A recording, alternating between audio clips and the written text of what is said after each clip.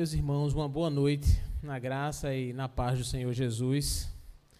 Boa noite para todo mundo também que está acompanhando pelas redes sociais, nosso Facebook, o YouTube também. Um abraço para pessoas queridas, amigos que disseram que iam estar acompanhando, cultuando ao Senhor hoje. Poxa, Deus abençoe grandemente a sua vida e como é maravilhoso entoarmos canções ao nome do Senhor. As canções que cantamos agora faz parte. Como é bom chegar aqui, sabe, onde a gente está mesmo um número não tão grande assim, mas junto com o pessoal que está em casa, podemos cultuar o nome do Senhor. Como eu falei semana passada, parece que é uma forma que Deus usa de renovar nossas forças, nos dá ânimo para seguirmos. E é uma das formas que o Senhor quer usar, é quando a gente consegue se reunir com outros irmãos, conversar sobre muitos assuntos, saber que a gente está perto, que a gente intercede uns pelos outros, tá bom? Eu quero dar continuidade à série de mensagens que começamos. A primeira delas, na verdade, foi sobre o evangelista João, sobre a forma como o Senhor transformou a vida dele, e depois a gente começou a falar sobre os milagres que Jesus realizou, descritos no Evangelho de João. Começamos a falar sobre a transformação da água em vinho, e hoje, no quarto milagre, queria ler com vocês João capítulo 6, a partir do verso 1. Nós vamos ler do verso 1 até o verso 11. João capítulo 6, do verso 1 até o verso 11. E esse é um dos textos mais descritos no Novo Testamento. Os 4 evangelhos falam dele, não apenas o evangelho de João. Dos 7 milagres, 2 desses milagres são narrados também por Mateus, Marcos e Lucas, e esse é um deles, a multiplicação dos pães e dos peixes. João capítulo 6, a partir do verso 1. Diz assim: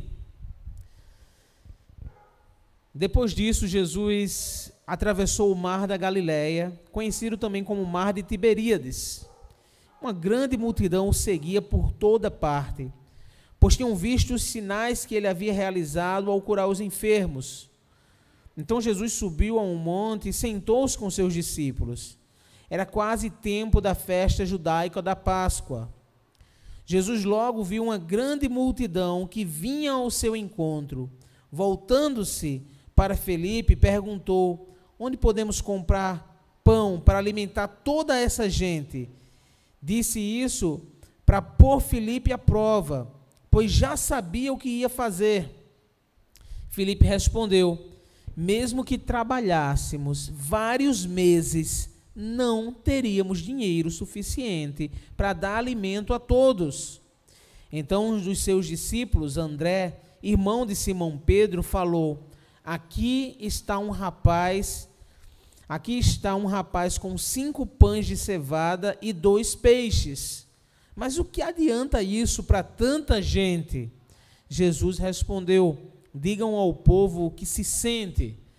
Todos se sentaram na grama que cobria o monte. Só os homens eram cerca de 5.000, só os homens.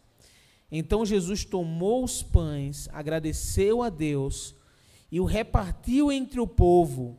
Em seguida fez o mesmo com os peixes, e todos comeram à vontade. Eu ainda queria continuar a ler mais verso 12 até o 15, e diz: depois que todos estavam satisfeitos, Jesus disse aos seus discípulos: agora juntem os pedaços que sobraram, para que nada se desperdice.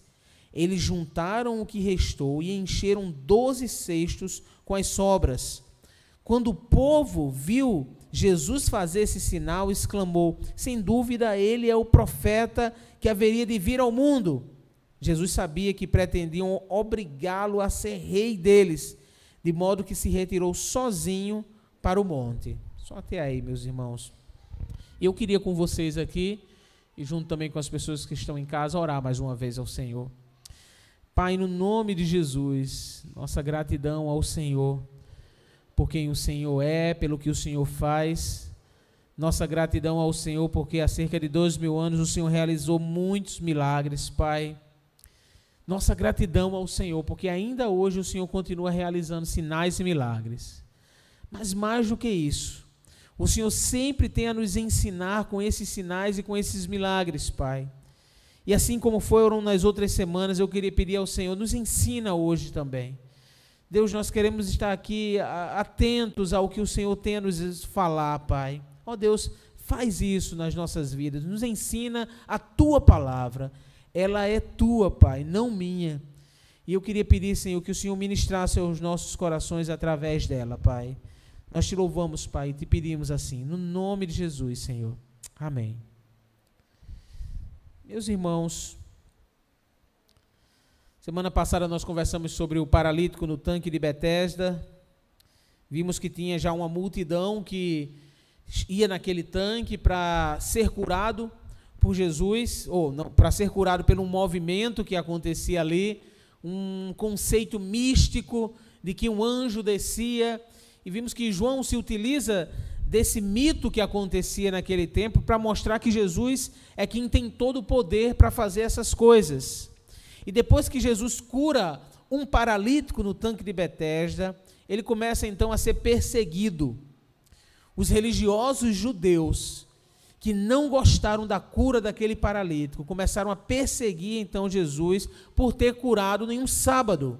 Jesus então sai de onde ele estava e vai para a região da Galileia, perto do mar de Tiberíades. Esse nome Tiberíades é interessante, porque esse nome foi dado por Herodes em homenagem ao imperador Tibério. Nós aprendemos ao menos aqui, pelo menos só nessa leitura que fizemos sobre esse milagre, duas lições aqui, pelo menos assim, dois ensinos sobre isso. Primeiro, que esse milagre e o acalmar a tempestade, que se Deus permitir vai ser na semana que vem, são os únicos relatados em todos os evangelhos. Mateus, Marcos, Lucas e João narram tanto esse episódio da multiplicação dos pães e dos peixes, como o episódio que Jesus acalma tempestades. É uma informação muito boa de aprender. Segundo, é que o milagre da multiplicação, ele é o milagre mais rico em detalhes. Ele foi documentado por Mateus, Marcos, Lucas e João, como eu falei, mas diferente dos outros, ele é o que tem mais riqueza de detalhes. Quando a gente junta, quando você lê, por exemplo, o relato de Mateus, quando você lê o relato de Marcos, quando você relê o relato de Lucas e lê o relato de João, você vai ver a riqueza dos detalhes que tem sobre esse milagre da multiplicação dos pães e peixes. O que acontece nesse intervalo da cura do paralítico lá no tanque de Betesda para esse episódio aqui da multiplicação dos pães e dos peixes? João narra muitos detalhes, é verdade, mas os evangelhos sinóticos, Mateus, Marcos e Lucas, nos ajudam ainda mais. Por exemplo, lá em Mateus 14:14 diz que Jesus curou muitos enfermos. Que estava acontecendo quando essa multidão com fome o seguia, Jesus curou muitas pessoas que estavam doentes nessa multidão, coisa que João fez questão de dizer, não é preciso narrar isso aqui não. Lá em Lucas capítulo 9, versículo 11, diz que ele falou sobre o reino de Deus. Então Jesus, com essa multidão aqui, Jesus curou muitos enfermos e Jesus anunciou o reino de Deus também para essa multidão. Em Marcos, capítulo 6, versículo 34, diz que Jesus sentia íntima compaixão. Na verdade, Marcos narra isso e faz questão de dizer isso, que Jesus olha essa multidão. Então, Mateus diz que Jesus curou muitos enfermos. Lucas diz que Jesus fala sobre o reino de Deus. Marcos diz que quando Jesus olha essa multidão, que eram 5.000 homens, uma multidão então de aproximadamente 10.000 pessoas, partindo de um pressuposto de se pelo menos esses homens tinham uma esposa, então já eram pelo menos 10.000. É provável que tivesse uma multidão ali de homens com algumas famílias, então se estima que nessa multidão tinham pelo menos 10.000 pessoas, pensando que tinham homens casados, solteiros, com as suas famílias, devia ter em torno de cerca de 10.000 pessoas. Jesus olha essa multidão, Marcos narra dizendo que Jesus sente íntima compaixão. ele sente a dor que aquela multidão sentia, ele sente os dilemas que eles viviam, e Jesus diz que Marcos narra que ele sente íntima compaixão, porque Jesus olha aquela multidão, e ele vê aquela multidão como ovelhas que não têm pastor.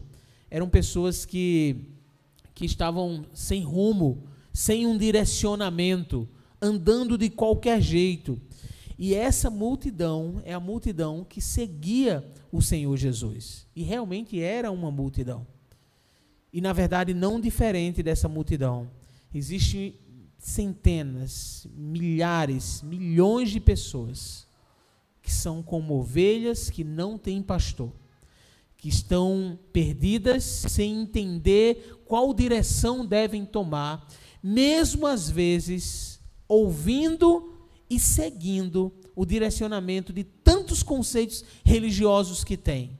Essa multidão que seguia Jesus era uma multidão de judeus, eram pessoas religiosas também, mas eram pessoas que estavam distantes de saber sobre o que Deus quer e como Deus se importa com o reino de Deus. E eu queria, nesse milagre, onde Jesus multiplica pães e peixes, falar exatamente desse milagre, do contexto que envolve esse milagre e das lições que nós podemos aprender com esse milagre. Então, em primeiro lugar, meus irmãos, que nós aprendemos aqui dentro desse contexto, que vai além do extraordinário, mas o que a gente consegue ver no arredor desse texto aqui. Em primeiro lugar, está lá no versículo 5. Jesus se importa com as multidões. Jesus se importa com as pessoas. Versículo 5. Jesus logo viu uma grande multidão que vinha ao seu encontro. Voltando-se para Felipe, perguntou: onde podemos comprar pão para alimentar toda essa gente? A multidão seguia Jesus, não era porque eles tinham uma fé genuína, não. Na verdade, desse mesmo capítulo 6, essa multidão, depois de alimentada, vai seguir Jesus, e depois que eles seguem o Senhor Jesus, essa mesma multidão, quando Jesus fala que Ele é o pão da vida, eles não querem mais ouvir a mensagem de Jesus, e Ele diz: essa mensagem é difícil demais de ouvir, e vão embora e abandonam Jesus. Essa multidão seguia Jesus, não era porque tinha uma fé genuína, não era porque eles queriam saber sobre o reino de Deus, mas era por causa dos sinais. Jesus já havia repreendido pessoas por causa disso. Essa multidão era semelhante aos doentes lá de Betesda. Jesus olha com compaixão para eles. Jesus vê, mesmo sabendo que eles não estavam seguindo Ele porque queriam aprender dele, mas só por causa dos sinais que Ele podia fazer, mas mesmo assim, Jesus vê as dores, Jesus vê as enfermidades dessas pessoas, Jesus vê a fome que eles tinham, mas principalmente, Jesus vê a necessidade espiritual daquele povo, ovelhas sem pastor. Meus irmãos, a gente já começa a pensar em algo fantástico do Senhor Jesus. Tem pessoas que entendem que o Evangelho de Jesus se resume apenas aqui onde nós estamos reunidos, a um templo cristão. Tem pessoas que entendem que o seguir Jesus, não, é vir para a igreja e acabou. Jesus se importa só que eu vá, sente com as pessoas e está bom. Não é verdade. Jesus se importa com as dores, Jesus se importa com as enfermidades, Jesus se importa com a fome. Jesus olha a situação no mundo inteiro e se importa com o que as pessoas passam, com o que as pessoas vivem. Jesus tem olhado para a situação que o nosso país tem passado, e Jesus se importa com isso, com as crises. Jesus se importa com as pessoas necessitadas, angustiadas. O Senhor se importa, o Senhor tem um trabalho e um tratar integral para as pessoas. Mas Jesus se importa com a necessidade espiritual. Ele vê as pessoas como ovelhas sem pastor e quer dar orientação para as pessoas. Jesus quer que as pessoas não passem fome. Jesus quer, com certeza, que as pessoas sejam curadas das suas dores. Mas, principalmente, Jesus quer que as pessoas aprendam sobre o reino de Deus, que andem como ovelhas guiadas pelo supremo pastor, que é o Senhor Jesus. Então Jesus olha a multidão ao seu redor. Ele tem visto a fome, ele tem visto a desestrutura, ele tem visto os crimes que acontecem contra o povo. Jesus tem visto o direito das pessoas serem retirados. Jesus olha e vê como de forma tão injusta tem pessoas que enricam mais à custa da pobreza das outras pessoas. Jesus olha em lugares no Brasil e no mundo, crianças que chegam a morrer de fome, em vários lugares. Jesus se importa com meninas que são abusadas e vendidas em alguns países, como é o caso da Índia. Jesus vê as multidões clamando por socorro. Jesus vê as injustiças, Jesus vê a corrupção que acontece no nosso país. Jesus vê os desvios de dinheiro. Jesus vê quantas pessoas não morreram na fila de um hospital por conta de desvio do dinheiro da saúde pública. E ele se importa com essa multidão.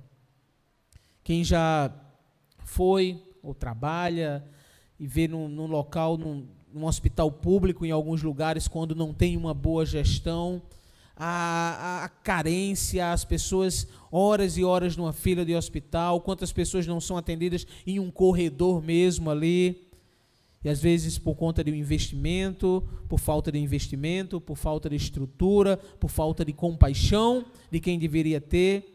Jesus olha todas essas coisas, meus irmãos. E Ele quer que nós possamos olhar com o olhar dEle para essas coisas, não com a indiferença, achando de que Ele não se importa com o sofrimento das pessoas. Jesus vê uma multidão peregrinando por pão.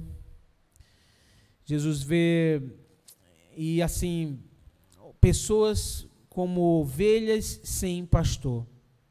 E Jesus sabe que a maior necessidade do ser humano continua sendo aprender sobre o reino de Deus, diante de todo o caos que se vive. Jesus se importa com o pão, se importa. E é por isso que eu tenho aprendido isso, a pregação do Evangelho, ela precisa ser uma pregação de forma completa, integral. Não adianta chegar para as pessoas e dizer apenas que Jesus as ama e saber que essa pessoa está passando fome. Não adianta chegar para as pessoas e dizer que Jesus tem um plano na vida delas, sem me importar, orar e agir para que algo possa ser feito para mudar aquela condição da pessoa. E nós somos agentes disso, com os recursos, evidentemente, que Deus nos deu nas mãos para fazer, mas nós somos agentes para abençoar a vida dessas pessoas. Jesus se importa com as multidões. Jesus quer que a gente também se importe com as multidões. Agora, queria ler com vocês o que diz o verso 7 até o verso 9 para aprendermos uma outra lição sobre esse texto. É que diante de todo esse caos, de tantas coisas que a gente tem passado, Jesus ainda faz o impossível acontecer. Jesus não depende dos homens para agir. Verso 7, Filipe respondeu: mesmo que nós trabalhássemos vários meses, a gente não teria dinheiro suficiente para dar alimento a todas essas pessoas. Lembram que era pelo menos 10.000 pessoas. Então, um dos seus discípulos, André, irmão de Simão Pedro, falou: olha, aqui está um rapaz que tem 5 pães de cevada e 2 peixes. Mas o que é que adianta isso para tanta gente? Esse episódio nos apresenta as impossibilidades para que a multidão pudesse ser alimentada. Era impossível alimentar uma multidão de 10.000 pessoas, né? Faltava dinheiro. Filipe disse: olha, se a gente trabalhar meses e meses, a gente não consegue dinheiro para comprar comida para esse pessoal. Só isso aí já descartaria a possibilidade de alimentar a multidão. E os outros evangelhos nos mostram que os discípulos chegaram para Jesus e disseram: Senhor, despede esse povo. Já vieram aqui, despede, porque não tem, o pessoal vai estar com fome, pede para essa turma ir para casa. E essa é uma impossibilidade, eles não tinham como comprar comida, para eles faltava dinheiro. Tinha uma pequena provisão ali para uma pessoa, 5 pães e 2 peixes apenas. E Filipe diz, como eu disse, que 200 dias de trabalho não conseguiriam alimentar aquele povo.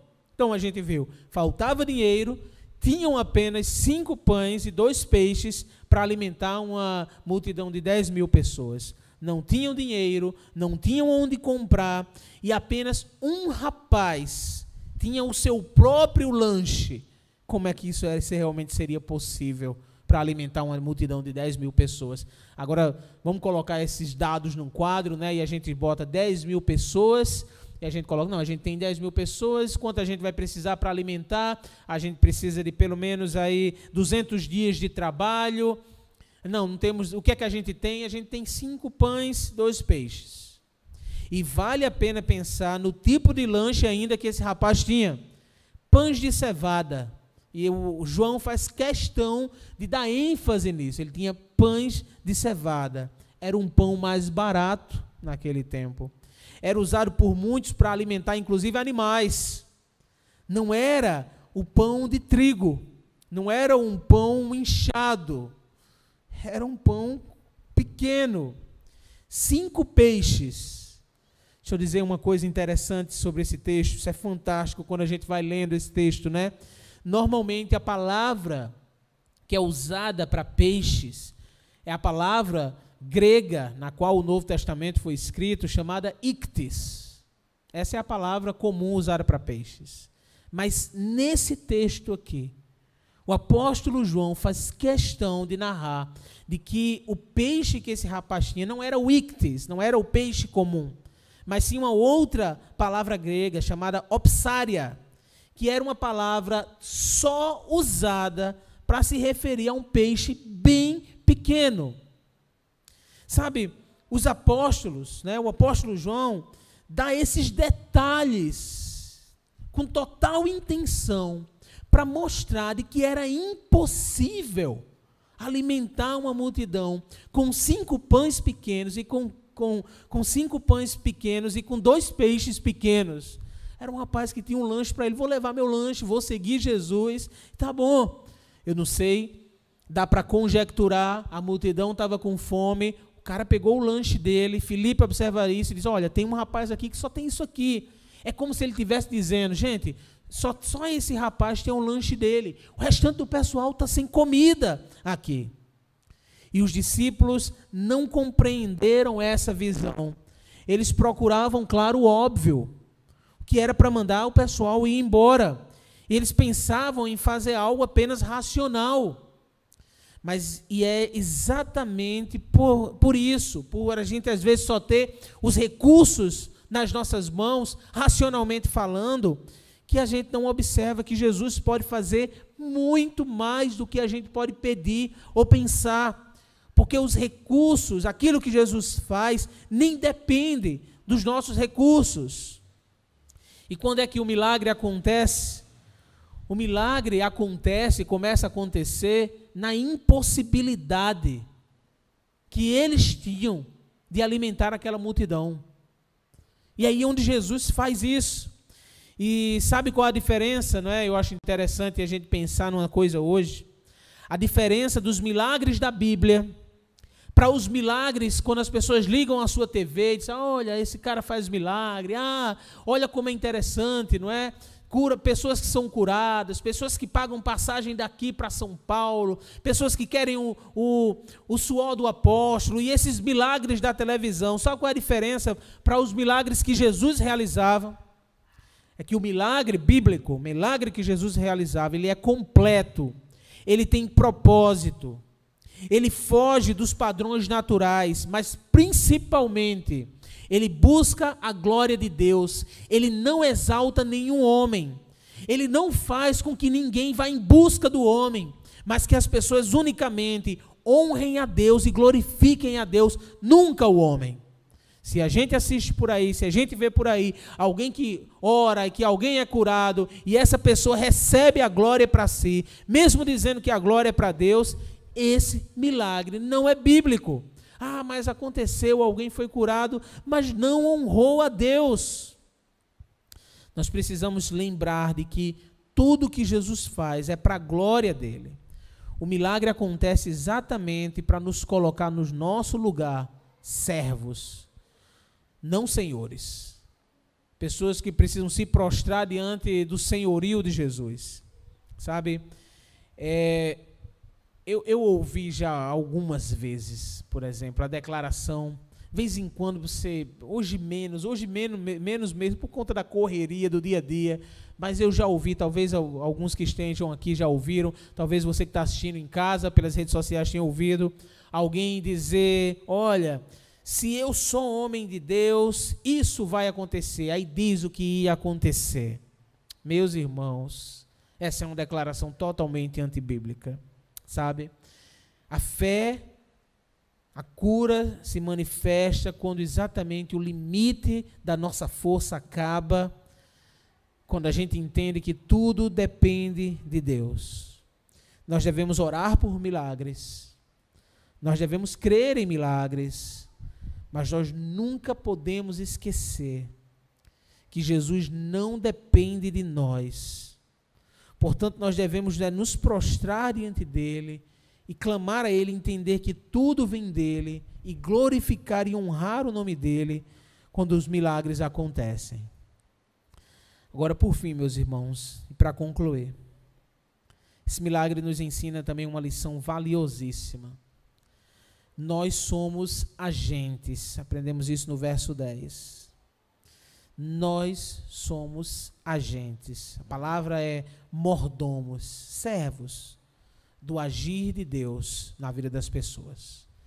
Deus quer também usar a nossa vida aqui para abençoar a vida das pessoas.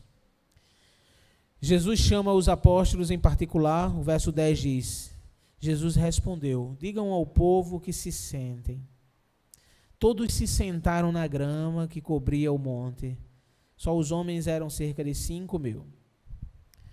Jesus chama os apóstolos em particular, dá uma ordem a eles. Eles deveriam organizar o povo. Diga o povo que se sente, diga o povo que se acalme. Já começa a mordomia, né? Já começa a ação de serviço deles.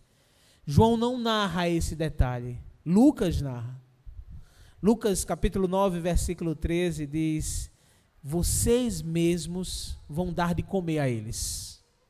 Fantástico como Jesus diz isso. Olha, eu vou fazer o impossível, mas são vocês que vão ser agentes, mordomos desse impossível. E parece até contraditório, como os discípulos podiam dar de comer se eles não tinham nada. Como se Jesus estivesse dizendo isso que eu falei. Eu vou fazer o que ninguém pode fazer, vou realizar o milagre, mas vocês têm a responsabilidade de administrar o que eu estou dando a vocês. Os discípulos não podiam fazer nada com relação ao milagre, realmente não podiam, ninguém pode. Depende unicamente da ação de Deus. Mas depois do agir de Deus, depois que Deus fez o impossível, o possível eram que eles eram responsáveis para abençoar a vida daquela multidão, entregando para eles o que Deus havia feito, o que Jesus havia feito, realizado o milagre. Essa responsabilidade começa com o exemplo do rapaz. Ele tinha o lanche dele, mas ele entregou a Jesus o lanche dele também. Ele entregou a Jesus o que ele tinha, acreditando que Jesus faria o impossível. Sabe, eu fico sempre pensando o que Deus tem nos dado, feito por nós, o que Deus tem realizado em nossa vida e como nós administramos aquilo que Deus tem nos dado, os milagres que Deus tem feito no nosso dia a dia, a capacidade, a inteligência, os dons, os talentos, o que o Senhor tem nos dado, o que o Senhor fez em nossas vidas.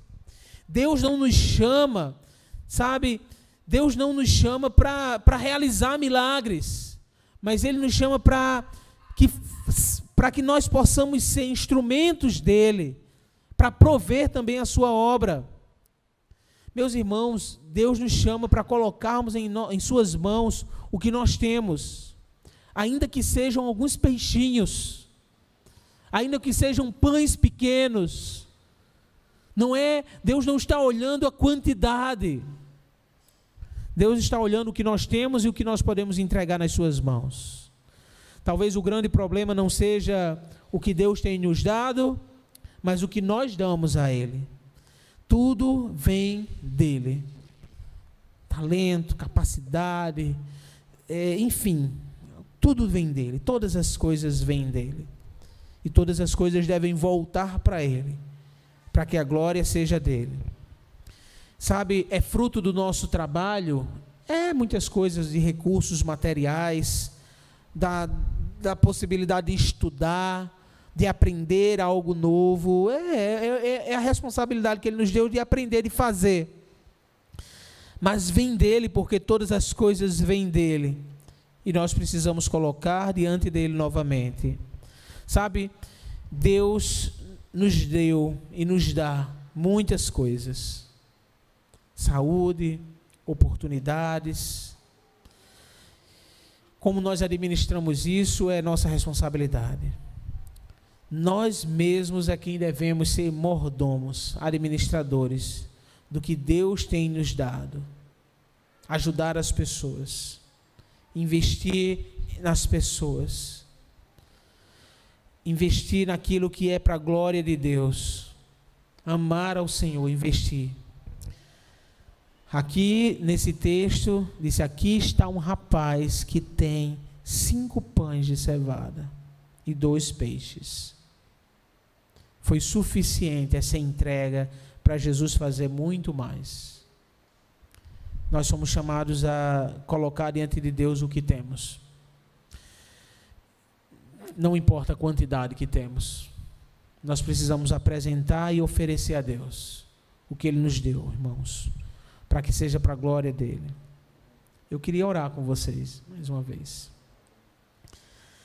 O Senhor multiplicou pães e peixes. Ele fez isso. Ele pode fazer o infinito. Ele pode fazer o impossível. Nós somos chamados a administrar e a servir as pessoas. Jesus se importa com a multidão. Jesus se importa. Jesus olha para as multidões, se importa com as dores delas. Jesus se importa e Ele vê as pessoas como ovelhas sem pastor. E nos chama para dizermos às pessoas de que o Supremo Pastor está disponível a ensiná-las.